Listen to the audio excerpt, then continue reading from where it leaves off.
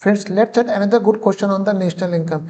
A sold goods to B for 10,000, no input cost to A. B used the same as a raw material and sold the goods to the consumer for 30,000. Only two factors of production are used in the entire production process, that's labor and the entrepreneur.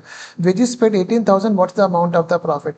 अब इस concept को आगे बढ़ने से पहले हम एक चीज समझते हैं, value addition is equal to the aggregate of factor income, depreciation and net indirect tax.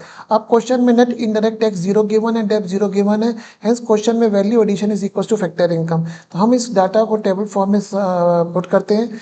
ए ने कितने के गुड्स बेचे? 10,000. इनपुट कितना है? ए का 0. ए का वैल्यू एडिशन कितना हो गया? 10,000 रुपए. बी का इनपुट कितना हो गया? 10,000 रुपए. बी ने फाइनल गुड्स कितने के बेचे? 30,000. बी का वैल्यू एडिशन कितना हो गया? 20,000 रुपए. टोटल वैल्यू एडिशन कितना हो गया? 30,000 रुपए. Now value addition is equal to the aggregate of the factor income. यहाँ पे दो ही फैक्टर इनकम इन्वॉल्व है. पहली लेबर को वेजेस दिया 18,000 रुपए. दूसरी फैक्टर इनकम इन्वॉल्व है एंटरप्रेन्योर, तो उसका बैलेंसिंग अमाउंट ऑफ प्रॉफिट कितना आ गया? 12,000 रुपए. Hence in this question में the amount of profit is 12,000. The correct option is answer C. Thank you.